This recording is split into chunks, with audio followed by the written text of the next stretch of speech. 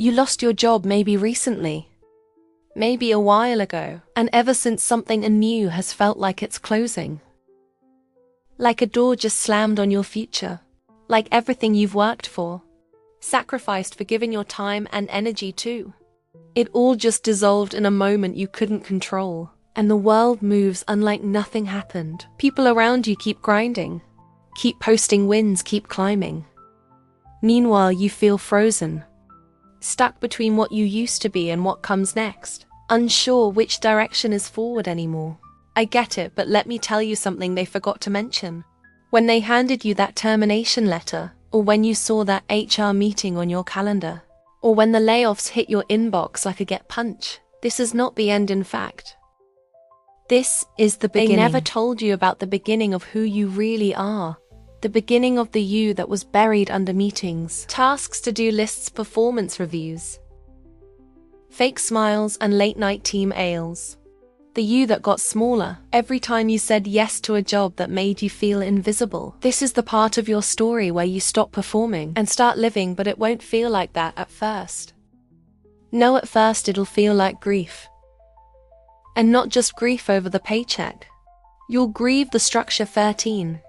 The validation, the sense of identity you didn't realize was wrapped around your job title.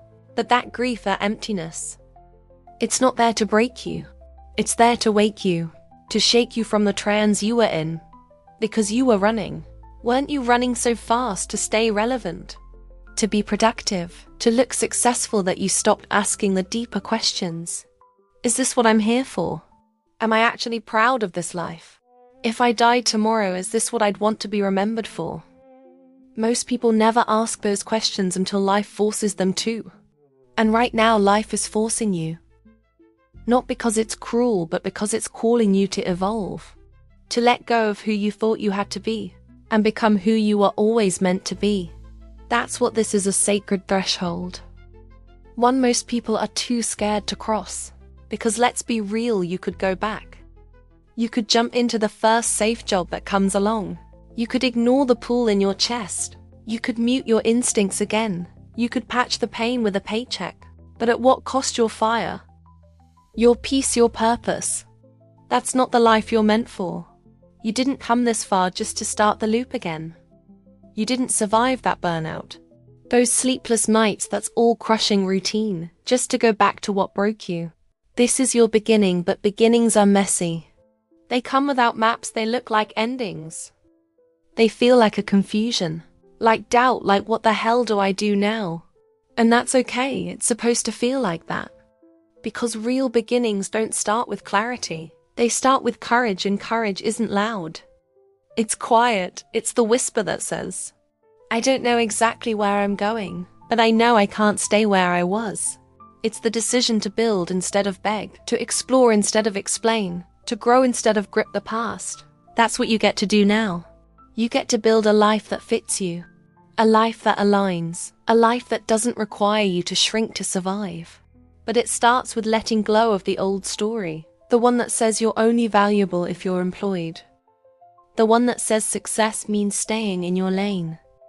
The one that says dreams are childish and stability is everything. That story is expired, and now the blank page is in your hands. You give to write something real, something raw, something yours. But you've got to own this moment, not apologize for it, not hide from it.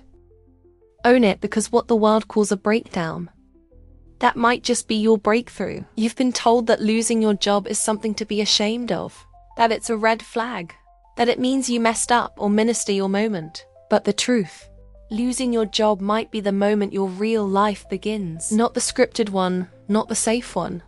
The true one. The one where you stop being just a cog in someone else's machine and start becoming the architect of your own life. But to do that, you have to reframe everything. This isn't the end, this is your emergence. Your second act, and second act's there, where the story gets interesting. Think about every great movie you've ever watched, every hero you've ever admired. Their story didn't start at the top. It started when they left everything, when they got knocked down, when the life they knew came crashing down around them. Sound familiar? Good. Because that means you're in the exact place where transformation is possible, not guaranteed possible. And what determines whether or not that transformation happens isn't your circumstances, it's your choices. It's your mindset. It's what you tell yourself every morning when you wake up without a calendar full of meetings. Do you tell yourself you're lost? Or do you tell yourself you're free? Do you tell yourself you failed? Or do you tell yourself you've been given a second shot? Did you scroll through job boards with dread? Or do you ask yourself, what if I made my own path this time? Because here's the thing, there is no blueprint for what you're doing. There is no right answer, no one-size-fits-all success story. That can feel terrifying, but it's also empowering. It means you get to create something original. Something that doesn't exist yet. Something that's built for you by you. Maybe you want to change industries. Maybe you want to freelance. Maybe you want to start a business, mentor others, travel. Go back to school, write, teach. Launch something crazy that nobody else believes in. Let them doubt, let them roll their eyes. Let them say that's not practical. They're living inside their limitations. You're building something bigger, but to do that you need to get honest. Honest about what you've been tolerating. Honest about what you've been avoiding. Honest about the fear that's been running the show. Because fear dressed up as responsibility is still fear. And sometimes the most responsible thing you can do is take the risk that aligns with your soul. Is it scary? Of course. But fear is not a stop sign. It's a signal. It means you're stepping into territory that matters. And that's where your life expands. That's where you stop repeating old patterns and start building something that finally feels like you. But you won't get there by trying to replicate the past. You get there by surrendering to this beginning, by sitting in the unknown, by choosing to trust that this season is here to shape you, not to destroy you. So today, make a declaration, not to anyone else. To yourself, say, this isn't the end. This is where it begins, and then prove it. Not with perfection, with motion. Take the class, send the pitch. Reach out, brainstorm. Build, move. Do something, anything that affirms your belief in what's next. You don't need all the answers. You need momentum. You need intention. You need to believe deeply. That just because the world around you hasn't caught up to your vision yet doesn't mean it's not real. It is, and it's waiting on you to act. So let the others chase certainty. You chase growth, let the others shrink to stay safe. You expand, let the others settle. You start because this isn't your ending. This is the opening scene to the part of your life where you finally wake up, where you finally stop asking for directions and start making your own map. And 5 years from now, when someone asks you how it all began, you'll be able to smile and say, it started the day I thought it was all over. That's when I came alive.